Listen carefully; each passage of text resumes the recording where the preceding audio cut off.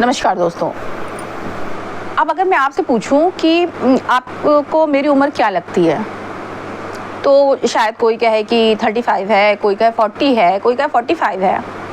लेकिन मैं दावे के साथ कह सकती हूँ कि आप में से कोई भी मेरी रियल एज तक नहीं पहुँचेगा, क्योंकि मेरी रियल एज 75 है। और अब आप पूछेंगे कि फिर मैं 75 की दिखती क्यों नहीं हूँ? अरे भैया, क्योंकि मैं संतूर से नहाती हूँ। मैं संतूर से नहाती हूँ, इसलिए मैं 75 की नहीं दिखती हूँ। और मालूम, पहले मैं बहुत काली थी, मैं इतनी काली थी, लेकिन मालूम मैंने फिर फेयर लवली लगाना शुरू किया और देखिए मेरा रंग गोरा हो गया है। मालूम, पहले मैं बहुत डरती थी, मैं इतना डरती थी, लेकिन जब से मैंने ड्यू पीना शुरू किया तो मैं जो है अब डर के आगे मुझे जीत नज़र आती है। पहले मैं बहुत कमज़ोर थी, मैं बिल्कुल चल फिर नहीं पाती थी ठीक से। फिर मैंने हॉर्लिक्स पीना शुरू किया और जब मैंने हॉर्लिक्स पीना शुरू किया तो मैं इतनी स्ट्रांग हो गई, मैं इतनी तेज़ हो गई कि अब मैं तो अच्छों को, पीटी उषा को भी मैं अब रेस में हरा दूँ। मैंने अपना मुकाम हासिल किया। तो ऐसे बहुत सारी चीज़ें हैं जो मैं आपको बताऊँ कि मैंने ऐसा किया और उसके बाद मेरे संग ऐसा हुआ। क्योंकि एडवर्टीज़मेंट में जितनी भी प्रोडक्ट्स कंपनीज बनाती हैं और जो एडवर्टीज़मेंट बनाती हैं वो एकदम सच बोलती हैं, कोई झूठ बोलता ही नहीं है, कभी कोई फेक ऐड बनता ही नहीं है।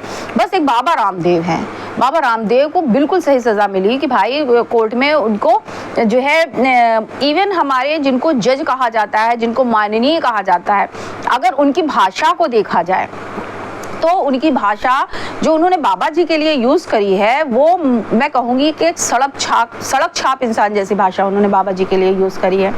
तो क्या इस पर संज्ञान नहीं लिया जाना चाहिए? अगर आप किसी को आपको कोई सम्मान दे रहा है तो आप उसके लिए इतनी घटिया लैंग्वेज यूज़ करेंगे और उसके बावजूद आप पर कोई उंगली नहीं उठाएगा क्योंकि आप जज साहब हैं। भाई ऐसा लोकतंत्र में तो नहीं होता है। मुझे अपने जो लोगों ने भी बाबा रामदेव के खिलाफ याचिका डाली है, उनके खिलाफ लड़ रहे हैं, जो कह रहे हैं कि हाँ वो गलत है, क्योंकि वो बताते हैं ऐसा योग करो तो ऐसा हो जाएगा, वैसा योग करो तो वैसा हो जाएगा, मेरा ये प्रोडक्ट खाओ तो ऐसा हो जाएगा, मेरी ये दवा खाओ तो वैसा हो जाएगा। तो मेरा पूछना ये है आज अपने देश के लोगों से, या जो लोग भी बाबा जी के खिलाफ हैं, कि कौन सा ऐड ऐसा है जो एज इट इज अपने प्रोडक्ट के बारे में बताता है, बगैर उसे हाइप करे, बगैर उसकी क्वालिटीज को एनहेंस करे, बगैर उसे एलेबोरेट करे हुए। भाई जैसे तमाम प्रोडक्ट्स के जो ऐड होते हैं वो 99% फेक होते हैं। आपको क्या लगता है कि हॉर्लिक्स पीने से बच्चा बहुत स्ट्रांग हो जाता है, फिर लवली लगाने से गोरा हो जाता है, ये रिफाइंड खाने से आदमी स्वस्थ हो जाता है? किस बात में सच्चाई मिली और किस बात में बाबा जी की चीज़ों को लिए आरोप लगाया जा रहा है कि वो फेक एडवर्टीजमेंट करते हैं? एडवर्टीजमेंट होता ही फेक है, एडवर्टीजमेंट में सच्चाई होती ही नहीं है, दुनिया जानती है, उसके बावजूद आदमी एडवर्टीजमेंट देख करके चीज़ें यूज़ करता है। दूसरी बात, अगर उनके योग के ऊपर आप सवाल उठा रहे हैं तो योग में वो किसी का बुरा नहीं कर रहे हैं। ऐसा नहीं है कि कपालभाति करने से अगर जो चीज़ें उन्होंने बताई कि हो जाएंगे, अगर वो नहीं तो कोई बुराई भी तो नहीं है। और अगर देखा जाए तो किसी ना किसी तरह से कोई ना कोई शरीर के लिए वो फायदेमंद ही रहेगी।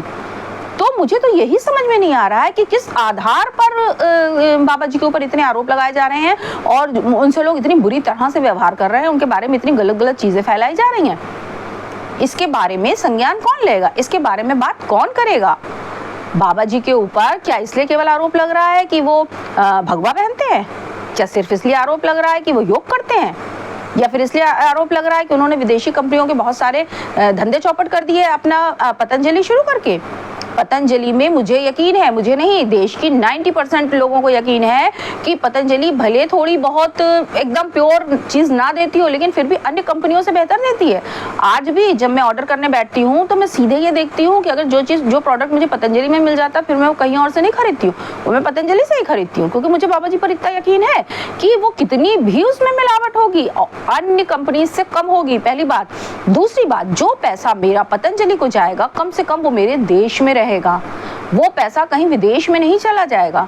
इसलिए मैं और पतंजलि को प्रेफर करती हूँ। और उनके ऊपर चाहे जितने इल्ज़ाम लगे, देखिए जो लोग बाबा रामदेव के साथ खड़े हैं वो फॉर्मली उनके साथ खड़े रहेंगे।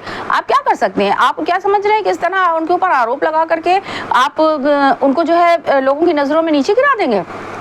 बिल्कुल नहीं, क्योंकि ना तो बाबा जी किसी को गन पॉइंट पे लेकर के आते हैं योग कराने के लिए कि आप आइए और योग करिए, और ना ही गन पॉइंट पे वो अपने प्रोडक्ट्स बेचते हैं। रही बात तो उसको इन्हेंस करके बोलने की, तो दुनिया में सब बोलते हैं, सारे एडवर्टीजमेंट है, आप सारी कंपनीज पे चलाइए कि आप इतना इन्हेंस करके क्यों बता रहे हैं चीज़ों को।